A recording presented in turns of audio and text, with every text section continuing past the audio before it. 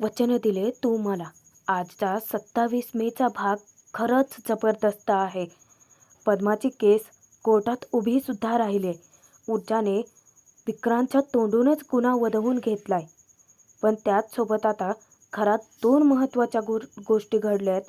दोन असे ट्विस्ट की सुरुवातीला ऊर्जाने विजयाचा आदेश का डावलला, ती मांडव परतण्यासाठी न जाता डायरेक्ट कोर्टात पद्माची केस लढायला का गेली, म्हणून विजयाने अख्खं घर डोक्यावर घेतलेलं असतं. पण त्याच वेळेला आजीने ऊर्जाची बाजू घेऊन असं काही विजयाला झापले ना, तिचे चांगलेच कान उघडणी केले आणि कानही पिळलेत. आणि दुसरी घटना म्हणजे अशी की प्रभाकरने जहागीरदार असोसिएशनचं नाव फक्त ऊर्जाच मोठी करू शकते. ऊर्जाच जहागीरदारांचं नाव मोठं करू शकते, त्यांच्या घराला चांगलं सांभाळू शकते आणि शौर्यासाठी परफेक्ट लाईफ पार्टनर आहे. जहागीरदारांच्या घराण्यासाठी ती योग्य सून आहे असं सांगून विजयाचे डोळे उघडवण्याचा प्रयत्न केलाय. पण आता हर्षवर्धनने ऊर्जाबद्दलची लावलेली झापडं विजया डोळ्यावरून काढून टाकेल का? ऊर्जा एक चांगली मुलगी आहे हे सत्य ती स्वीकारेल का? आणि आता भर कोर्टात ऊर्जाने हर्षवर्धनचं असं काही हसू केलंय ना की तो चांगलाच तोंडघशी पडलाय. सोबतच विक्रांतच्या तोंडून गुन्हा वतवून घेत एका फटक्यात ऊर्जाने त्याला कोर्टात हरवले. ज्या कोर्टात हर्षवर्धनने भल्या भल्या वकिलांना पाणी पाजलं होतं, त्याच कोर्टात ऊर्जाने त्याला धूळ चारले. पण हे सगळं नक्की घडतंय तरी कसं, ते आता आपण बघणार आहोत. त्यासाठी भाग आवर्जून बघा. आणि प्रेक्षकांनो, भाग कसा वाटतोय ते कमेंट करून जरूर कळवा. हर्षवर्धनने पद्माची उलट तपासणी घ्यायला सुरुवात केलेली असते आणि तेव्हा तो तिला प्रश्न विचारतो की तुझा गळा दाबला विक्रांतने, पण मग कसा? नाही म्हणजे भिंतीला टेकवून गळा दाबला की जमिनीवरती पाडून तुझा गळा दाबला? तेव्हा पद्मा आपलं स्टेटमेंट बदलत नाही. जे घडलंय ते खरंच सांगते. ती सांगते की नाही, त्याने मला पलंगावरती पाडलं आणि गळा दाबला. त्यावर हर्षवर्धन विचारतो की मग काय वाटत होतं तुला? नक्की नीट आठवण्याचा प्रयत्न कर बरं, की त्याने तुझा गळाच दाबला होता का, की विष तुझ्या तोंडात टाकून मारण्याचा प्रयत्न वगैरे काही केला होता? तेव्हा पद्मा तेच सांगते की नाही नाही, यातलं त्याने काहीच केलेलं नव्हतं. त्याने फक्त माझा गळा दाबला होता. तेव्हा हर्षवर्धन विचारतो की मग मला सांग, तेव्हा तुला काय वाटत होतं? पद्मा सांगते की त्यावेळेला माझा श्वास गुदमरत होता. मी सगळी शक्ती एकवटली. मी हातपाय झाडले, सगळी शक्ती एकवटली आणि त्याला जोराचा धक्का देऊन तेथून कशीबशी तरी पळाले. त्यावर हर्षवर्धन कोर्टाला हे सांगतो की my lord, point to be noted. पद्माला तो गोंधळून टाकण्याचा प्रयत्न करतो की इतकी शक्ती आहे तुझ्याकडे, की धष्टपुष्ट असलेल्या विक्रांत शिर्केला अशा परिस्थितीत तो चोराची ढकलली आणि निसटली. म्हणजे मेमरी खूप चांगली आहे तुझी. मेमरी म्हणजे स्मरणशक्ती. आणि तो कोर्टाला आता विचारतो की युअर ऑनर, अख्खं हिअरिंग होऊन जातं आणि या मुलीच्या लक्षात सुद्धा येत नाही की हिचा गळा दाबण्याचा प्रयत्न केला होता. हर्षवर्धन मुद्दाम केस भरकवण्याचा प्रयत्न करतो. तो विचारतो की आतापर्यंतच्या हिअरिंगमध्ये फक्त असं म्हटलं जात होतं की विक्रांतने पद्माचा फक्त विनयभंग केला आहे, पण आता अचानकच कोर्टाला हे सांगितले जात आहे की पद्माला गळा दाबून मारण्याचा प्रयत्न केला होता. मग ही अटेम्प्ट टू मर्डरची केस अचानकच कशी काय ओपन झाली? हे आरोप कसे काय लावले जात आहेत? त्यानंतर हर्षवर्धन आता वेगळेच आरोप लावतो. तो सांगतो की माझ्या अपोनंट तडफदार वकील यांनी काल कोर्टात सांगितलं होतं की पद्मा जहागीरदारांच्याकडे कामाला होते. हो युअर ऑनर, आज मी स्वतः सांगतोय की पद्मा आमच्याकडे कामाला होती. तिला जर का मी एखादं काम सांगितलं किंवा घरातलं कोणीही, तर ती सगळं काही व्यवस्थित काम करायची. कधीच कुठलंच काम ती विसरलेली नव्हती. काही आणायचं असेल, काही ठेवायचं असेल, तर सगळं ती स्वतःहून करत होती. त्यासाठी तिने काही डायरी वगैरे वापरलेली नव्हती. सगळं इथं डोक्यात फिट्ट केलेलं असायचं. मग तिचा विनयभंग करून तिचा गळा दाबून तिला मारण्याचा प्रयत्न करण्यात आला. इतकी मोठी गोष्ट ती अशी कशी काय विसरून जाऊ शकते? म्हणजे आता एका रात्रीमध्ये हे सगळं तिला पाठ करायला लावलंय आणि हा आरोप खोटा आहे.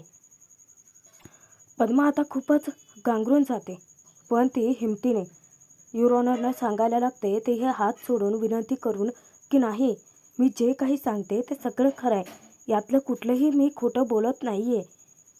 त्याने माझा गळा दाबला होता. मला माहीत नाही की हे कसं कोर्टात आधी सांगायचं राहून गेलं, पण मी खोटं बोलत नाही आहे. त्यावर मुद्दामच हर्षवर्धन फिरून तिला प्रश्न विचारतो की बरं सांग मला पद्मा, की त्या खोलीमध्ये तुझा गळा दाबत असताना दुसरं कोणी पाहिलं होतं का? तेव्हा पद्मा सांगते की नाही, त्यावेळी खोलीत फक्त आम्ही दोघेच होतो. हर्षवर्धन हाही मुद्दा उचलून धरतो की point to be noted me Lord.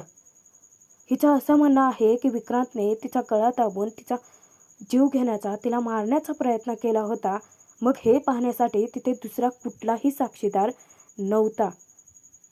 हा शुद्ध वेडेपणा आहे. असले बिनबुडाचे आरोप याआधी कोर्टात लावलेले मी कधीच बघितलेले नाही आहेत. आणि त्यानंतर ऊर्जाला तो सांगतो की ओव्हर टू यू. आता ऊर्जाची वेळ असते. इकडे घरी मात्र विजया ऊर्जावरती प्रचंड संतापलेली असते. त्यातच दिव्या आता आगीत तेल ओतून भडकाच उडवते की. येऊन ते विचारते की आई, आपल्याकडे ते गंगाळं होतं ना, ते कुठे ठेवलंय? विजया तिच्यावरती चिडते की मला नाही माहिती. दिव्या विचारते की पण मग ते मेटलचं भांडं होतं ना आपल्याकडे, मला ना पाण्यातील रांगोळी काढायची आहे, प्लीज द्या ना आई. त्यावर आता विजया पुन्हा भडकते, मी की सांगितलं ना तुला की मला नाही माहिती. त्यावर आजी येऊन आता विचारते की विजया, काय झालंय तुला चिडचिड करायला? तेव्हा विजया तक्रार करते की तुमची ती सून, तिला सांगितलं होतं की नाही जायचं आहे कोर्टात, तरीसुद्धा ती तशीच निघून गेली, तेही माझं काहीही न ऐकता. आजी दिव्याला सांगते की हे बघ, तुला जे मेटलचं पॉट हवं होतं ना, ते मी आपल्या त्या नोकराला काढायला सांगितले, तो स्वच्छ करून तुला देईलच. मुद्दामच आता दिव्या जाऊन विजयाला फूस लावते. आई, तुम्ही नक्की कोणाबद्दल बोलताय हो? तेव्हा विजया ढाफरते, तुझ्याच त्या आगाऊ बहिणीबद्दल.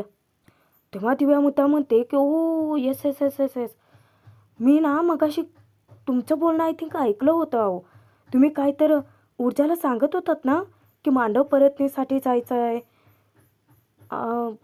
थांब घरी, असं काहीतरी. अय्या, म्हणजे तुमचं काहीच नाही ऐकता तशीच ती निघून गेली. काही नाही, मोठ्यांचा आदर किती करते दाखवण्यासाठी पाया पडायची, फक्त नाटकं करायची. तेव्हा आजी विजयाला अशी काही झापते ना की मी सांगितलं होतं तिला जायला. त्यावर विजया चिडून विचारते की म्हणजे मी नाही असं सांगितलं असताना सुद्धा? त्यावर आजी सांगते की हो. आता विजया वादच घालते की पण मांडव परतनीसाठी जायचं होतं ना. तिला आजीच विचारते की मांडव परतनीचा काही मुहूर्त नाही आहे, पण आजची केस जर सोडून ती तशीच निघून गेली असती तर मग कोर्ट केस कोण लढलं असतं? तिच्यासाठी आजची केस खूपच महत्त्वाची होती, म्हणून मी स्वतः पाठवलंय तिला. मांडव परतनीसाठी काय, ती कोर्टातून आल्यानंतर सुद्धा आईकडे जाऊ शकते. आणि विजया, कुठल्या गोष्टीला किती प्राधान्य द्यायचं हे तुला कळत नाही का? त्यावर विजया उलटा सवाल करते की मी जर तुम्हाला काहीच न सांगता अशी निघून गेली असते, चाललं असतं का तुम्हाला? त्यावर आजी तिला झापते की विजया, आजपर्यंत तू कुठे जाताना मी तुला कधीच अडवलेलं नाही आहे. पण आजी आता विजयाला असे काही सुतासारखे सरळ करते ना की हे बघ विजया, तू मला सांगितलेस की काही महत्त्वाचं काम आहे आणि त्याच्यापेक्षाही बिनमहत्त्वाचं काम सांगून मी कधीच तुला अडवलेलं नाही आहे. आणि राहिला प्रश्न ऊर्जाचा, तर ऊर्जाच आहे दिव्यासारखी दिवसभर घरात बसून राहणारी मुलगी नाही आहे, ती एक वकील आहे. आणि जर तुला वाटत असेल की दिव्यासारखंच ऊर्जाने सुद्धा दिवसभर घरात बसून राहावं, घरातली कामं करावी, तर ते शक्य नाही आहे. ऊर्जाचं महत्त्वाचं काम आहे केस लढणं आणि ऊर्जाने आधी प्राधान्य त्यालाच द्यावं. आता आजी विजयाची अशी कान उघडणी करते ना की घरामध्येच हर्षवर्धन, प्रभाकर, आदित्य, शौर्य सगळेच जण लॉयरच आहेत ना. त्यांच्या कामाच्या वेळा काही फिक्स नसतात. त्यांना जर एखाद्या महत्त्वाच्या कामासाठी बाहेर पडावं लागलं तर आपण त्यांना कधी प्रश्न विचारतो का? नाही ना. मग ऊर्जा पण एक लॉयर आहे आणि तिला जर कधी कुठे महत्त्वाच्या कामासाठी जावं लागत असेल तर आपण तिला सपोर्ट केला पाहिजे. केवळ ती फक्त मुलगी आहे आणि या घराण्याची सून आहे म्हणून तिला घरात बसवून ठेवणं चुकीचं आहे.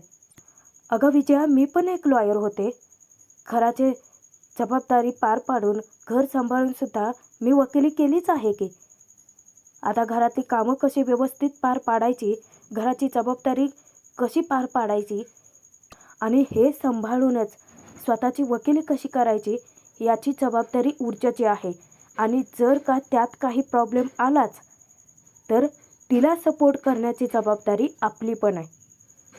त्यावर विजया सांगते की या घरातल्या रीती पाळल्या पाहिजेत, माझं इतकंच मन आहे. त्यावर आजी सांगते की त्या पाळल्या जातील. ऊर्जा कोर्टातून परत आल्यानंतर मांडव परतण्यासाठी ती जाईलच तिच्या घरी. आणि ती घरी परतल्यानंतर तू कोर्टातच का गेली, मांडव परतण्यासाठी का गेली नाही, असले फालतूचे प्रश्न तिला विचारायचे नाहीत. कारण कोर्टात जायची परवानगी नाही तर आदेश मी स्वतः तिला दिला होता. आता काय, विजयाची तर बोलतीच बंद झाली की. हे बघ, कोणत्या वेळी कोणत्या कामाला किती प्राधान्य द्यायचं हे न समजण्या इतपत ऊर्जा मूर्ख नाही आहे. तिचं काम ती व्यवस्थित पार पाडेल. तिला असले फालतूचे प्रश्न विचारून उगाचच पेचात पाडू नकोस. विजयाला ताकीद देऊन आजी तशीच निघून जाते. तेव्हा दिव्या मुद्दामच विजयाला ऊर्जाच्या विरोधात भडकावते की आई, मला तर वाटतं ना की आजी आता तुमच्या हातातल्या सगळ्या पॉवर्स काढून घेणार आहेत. विजया धक्क्याने तिच्याकडे बघते. नाही बाई, म्हणजे बघा ना, तुम्ही आता तरी माझी कदर करा. अहो, कारण मी तुमच्या आणि बाबाच्या शब्दाबाहेरच नाही आहे, हो ना. जेव्हा विजया रागाने बघते ना तर ती उगाचच ते पॉट शोधण्याचा बहाणा करत तेथून सटकते. आता घरचा प्रश्न सोडा हो प्रेक्षकांनो. आता कोर्ट सीनचा इथून भाग बघा तुम्ही. आता ऊर्जा कोर्टाकडे परवानगी मागते की तिला विक्रांतला काही प्रश्न विचारायचे आहेत. अर्थात ती त्याची उलट तपासणी घेऊन त्याच्याच तोंडून त्याचाच गुन्हा वदवणार असते. त्यानंतर आता विक्रांत जाऊन कटघरात उभारतो आणि ऊर्जा पहिला प्रश्न त्याला विचारते की विक्रांत शिर्के, तुम्ही पद्मा कदम हिला ओळखता का? त्यावर विक्रांत तिच्याकडे खुन्नस देऊन बघत सांगतो की तिला कशी काय विसरू. ज्या मुलीने माझं जगणंच कठीण केलंय ती मुलगी मला कशी माहीत नसेल. ऊर्जा विचारते की जगणं कुणी कुणाचं कठीण केलंय ते नंतर कळेलच. बरं मला सांगा की जेव्हा पद्मा तुमच्या घरी आली होती तेव्हा विक्रांत अचानकच म्हणतो की तेव्हा मी घरी नव्हतो. त्यावर आता हर्षवर्धनचं असं काही कोर्टात हसू होतं ना. कारण ऊर्जा विचारते की ॲडव्होकेट हर्षवर्धन जागीरदार, अहो कालच कोर्टात सिद्ध झालंय की जेव्हा पद्मा शिर्केंच्या घरी गेले होते तेव्हा विक्रांत घरीच होता. नाही म्हणजे व्यवस्थित पाठांतर करून घेतलं नाही वाटतं तुम्ही. त्यावर कोर्टातले सगळेच जण हर्षवर्धनवरती हसत सुटतात. आता तिथे युअर ऑनरने ताकीद देऊन सुद्धा हर्षवर्धनवरती हसणारे कमीच होत नाहीत. एवढंच काय हो, त्याची दोन्ही पोरं आदित्य आणि शौर्यसुद्धा त्याच्यावरती फिदी हसतच सुटलेले आहेत. तरी युअर ऑनर आता ऊर्जाला ताकीद देतात की ऊर्जा शिंदे, हे बघा इकडच्या तिकडच्या गप्पा नको आहेत आपल्याला, मेन मुद्द्याकडे या. तेव्हा ऊर्जा कोर्टाची माफी मागते. आता ऊर्जा विक्रांतला फिरून तोच प्रश्न विचारते की जेव्हा पद्मा तुमच्या घरी आली होती तेव्हा तुम्ही घरी होतात की नव्हतात. विक्रांत नजर टाकतो हर्षवर्धनवरती. हर्षवर्धन मुंडी हलवता क्षणी तो स्वीकारतो की हो, मी घरीच होतो. म्हणजे एका सेकंदात कसलं खोटं बोलताय हा. तेव्हा ऊर्जा विचारते की काय करत होतात. त्यावर विक्रांत सांगतो की माझे 4 मित्र आले होते, त्यांच्यासोबत गप्पा मारत होतो. ऊर्जा आता पुढचं वाक्य पूर्ण करते की आणि तुम्ही दारू पीत होतात, बरोबर. त्यावर विक्रांत ते सत्य नाकारतो की नाही, मी दारू पीत नव्हतो. ऊर्जा विचारते की अच्छा, म्हणजे तुमचे 4 मित्र आले होते, तुमच्याशी गप्पा मारता मारता ते दारू पीत होते आणि तुम्ही पीत नव्हतात. विक्रांत शिर्के, अहो तुमच्या मित्रांनी स्वतः स्टेटमेंटमध्ये कबुली दिली की ते चौघेही दारू पीत होते आणि त्यात तुम्ही सुद्धा त्यांच्यासोबत दारू पिणारे होतात. त्यावर विक्रांत त्याच्या मित्राकडे असे काही कावेबाज नजर टाकतो ना की सगळे शरमेने मानच खाली घालतात. कोर्टातून प्रभाकर इकडे घरी आलेला असतो फोनवरती बोलत बोलत. अचानकच पायऱ्या उतरून नेमकी विजया तिथे येते आणि दोघेही जरा ऑकवर्डच होतात. पण विजया गुपचूप तेथून जाणार. प्रभाकर स्वतःहून बोलतो की वहिनी, दादासोबत वाद झाल्यानंतर पहिल्यांदा आज आपण बोलतो आहोत. आत्ताच मी कोर्टातून आलोय. म्हणजे तिथे विक्रांतच्या केसची हिअरिंग चालू होती. मी काही आत गेलो नाही, पण तिथे माझ्या ऐकण्यात आलं की ऊर्जा खूप छान केस लढते. त्यावर विजया चिडून विचारते की हे सांगायला आलात काय ते? पण मला त्या मुलीबद्दल काहीही ऐकायचं नाही आहे. आणि ती तशीच तोंड फिरवून निघून जाणार. प्रभाकर तिला थांबवतो. मी ऊर्जाबद्दल बोलत नाही म्हणजे ऊर्जाचं कौतुक करत नाही आहे वहिनी. पण तुम्ही का तिच्याबद्दल मनात आडी ठेवून आहात? यासाठी का की ती दादाच्या विरोधात केस लढते? विजया तरीही सांगते की मला त्या मुलीबद्दल काहीही ऐकायचं नाही आहे. त्यावर आता प्रभाकर पुरेपूर प्रयत्न करतो विजयाची समजूत घालण्याचा. अहो वहिनी, मला शैलेजाने सांगितलं होतं की ऊर्जा जेव्हा पहिल्यांदा घरी आली होती आपल्या, तेव्हा तिचं तुम्ही खूप कौतुक केलं होतं. पण मग आता तिच्याबद्दल तिरस्कार का?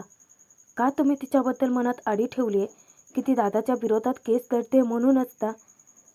हे बघा वहिनी, दादाने तर त्याच्या डोळ्यावरती झापडं लावून ठेवलेत, पण तुम्ही तीच झापडं डोळ्यावरती लावू नका. अहो वहिनी, तुम्ही मनाने खूप चांगले आहात. ऊर्जासुद्धा खूप चांगली मुलगी आहे, खूप छान सून आहे. त्यावर विजया फटकारते की मला तिचे कोडवे ऐकायचे नाही आहेत. त्यावर प्रभाकर म्हणतो की हे बघा वहिनी, मी फक्त रियालिटी सांगतोय तुम्हाला. अहो ऊर्जा शौर्याची बायको म्हणून अगदी परफेक्ट आहे. आपल्या घराण्याची सून म्हणून सुद्धा ती अगदी योग्य आहे. अहो गेले 2 दिवस बघतोय ना मी तिचं वागणं. तिच्या हातचा स्वयंपाक खाल्लाय मी. किती सुगरण मुलगी आहे ती. आणि दुसरी बाजू तिची सांगू का वहिनी, तर ती एक वकील म्हणून सुद्धा खूप छान आहे. वकील म्हणून तिच्यामध्ये खूप सारे पोटेन्शियल आहेत. पण प्रभाकर आता स्वतःहून ऊर्जाचं प्रचंड कौतुक करतो की कोर्ट केसमध्ये दादाने मोठमोठ्या वकिलांना पाणी पाजले, पण ही मुलगी आहे ना, दादाच्या समोर ताकदीने उभे आहे. जहागीरदार असोसिएशनचं पुढचं भार जर कोणी सांभाळू शकत असेल ना, तर ती ऊर्जा आहे. आणि शौर्यासाठी लाईफ पार्टनर म्हणून सुद्धा ती तितकीच योग्य आहे. प्रभाकर इतकं पोट तिडकीने विजयाच्या मनातलं ऊर्जाबद्दलची किलमिश बाजूला करत असतो ना, की हे बघा, ऊर्जाबद्दल मनात आकर्ष ठेवू नका. तुम्ही ज्याप्रमाणे शैलेजाला सांभाळून घेतलंत ना, तसं ऊर्जाला सुद्धा घ्या. तिला ना प्रेम द्या. तिच्याकडे फक्त ऊर्जा म्हणून बघा. तिच्याबद्दल कुठलाही मनास आकर्ष ठेवू नका. वहिनी, तिला फक्त एक संधी द्या, एकच संधी. आपल्या जहागीरदारांचं नाव मोठं केल्याशिवाय ती राहणार नाही. हवं तर मी तुम्हाला स्टॅम्प पेपरवरती लिहून देतो. इतकं खात्रीने बोलत असतो प्रभाकर ऊर्जाबद्दल. आणि विजया अवाक होऊन त्याच्याकडे पाहतच राहते. आता बाकी तुमची मर्जी असं सांगून प्रभाकर निघून जातो आणि विजया विचारात पडते. इकडे कोर्ट केसमध्ये आता विक्रांत पुन्हा एक खोट्याची कबुली देतो की हो, मी दारू पीत होतो. पण आता युअर ऑनर स्वतः ताकीद देतात की विक्रांत शिर्के, हे बघा, प्रश्न विचारल्यानंतर नीट आठवून खरी काय ती उत्तरं द्या. त्यावर विक्रांत म्हणतो की हो मॅडम. त्यानंतर ऊर्जा प्रश्न विचारते की आणि पद्मा कदम, ज्या वेळेला ती तुमच्या घरी आली त्यावेळेला तिला पाहताच तुमचा ताबा सुटला. त्यावर विक्रांत तेही अमान्य करतो की नाही, असं काहीही घडलेलं नाही आहे. मी तर साधं तिच्याकडे बघितलं सुद्धा नाही. त्यावर ऊर्जा प्रश्न विचारते की अरे, पण व्हिडिओत तर स्पष्ट दिसतं होतं की तुम्ही तिच्या मागे तिला पकडायला धावलात, तेही तिला न बघता. तुम्ही तुमच्या मित्रांना तिला पकडायला सांगितलं, तेही तिला न बघता. आता विक्रांत पुन्हा एकदा मान्य करतो की हो, मी बघितलं होतं तिला. म्हणजे हे तिसरं खोटं वदवलं तर ऊर्जाने. ऊर्जा मुद्दाम विचारते की मग तुम्ही तिला पाणी प्यायला दिलंत? त्यावर विक्रांत विचार करतो की म्हणजे तिला पाणी प्यायला द्यायला त्यात काय वाईट आहे? त्यावर ऊर्जा त्याला खडसावते की वाईट ते नाही आहे, तर पाणी प्यायला देण्याच्या बहाण्याने एखाद्या मुलीला हात लावणं ते अत्यंत चुकीचं आहे. आता पद्मा हे वाक्य ऐकताच आपले डोळे इतके खट्ट मिटून घेते, कारण त्यावेळचा विक्रांतचा घाणेरडा स्पर्श तिला आठवतो आणि शौर्यला सुद्धा इतकी किळस येते. खरं तर त्याचं लक्ष सतत पद्माकडे असतं, कारण पद्माला त्रास होतोय याची जाणीव त्याला होत राहते. त्यावर विक्रांत पुन्हा बहाणा करतो की मी असं काहीही केलेलं नाही आहे. ऊर्जा त्याला स्पष्ट सांगते की तुम्ही केलंत, विक्रांत शिर्के तुम्ही केलंत. अहो थंड पाणी प्यायचं आहे असं सांगून बहाणा करून तुम्ही तिला आतल्या खोलीत पाठवलं आणि नंतर तिला जोराची ढकलून देऊन दरवाजा बंद केलात. त्यावर विक्रांत पुन्हा एकदा हे आरोप अमान्य करतो की नाही नाही नाही नाही नाही मी असं काहीही केलेलं नव्हतं. तेव्हा आता ऊर्जा मुद्दामच त्याला उकसवण्यासाठी, त्याच्या तोंडून खरं काय ते वदवून घेण्यासाठी मुद्दामच कोर्टाला हे सांगते की विक्रांत शिर्केने पद्मासोबत काय केलं होतं ते. जेव्हा पद्मा त्यांच्या घरी गेले होते ना, तेव्हा विक्रांत शिर्के तिथे त्यांच्या 4ही मित्रांसोबत दारू पीत बसला होता आणि ज्या वेळेला पद्मा त्यांच्यासमोर गेली त्यावेळेला त्याच्या मनात पाप होतं. त्याने पद्माला रूममध्ये ढकलून तिच्यावरती अतिप्रसंग करण्याचा प्रयत्न केला, तिला जिवे मारण्याचा सुद्धा प्रयत्न केला. त्यावर आता विक्रांत संतापतो आणि चवताळून उठलेला असतो. याचाच फायदा ऊर्जा स्वतःसाठी करून घेते. आता पुढील भागात बघा की ऊर्जा कोर्टापुढे मुद्दामच चित्र वेगळं उभं करते की जेणेकरून विक्रांत स्वतः खरं बोलेल. ती त्याला उकसवते की मी सांगते ना तू काय केलं ते. पद्माला आतल्या खोलीत ढकललं, त्यानंतर तिची ओढणी घेऊन तिच्या गळ्याभोवती लपेटून तिला फरफटत नेलं. काय करायचं होतं तुला? तिला फासावर लटकवायचं होतं, मारून टाकायचं होतं तिला. तेव्हा तो म्हणतो की मी असं काहीही केलेलं नाही आहे. तेव्हा ऊर्जा सांगते की तू केलं, तू ओढणी तिच्या गळ्याभोवती लपेटून तिला फरफटत नेलं होतं.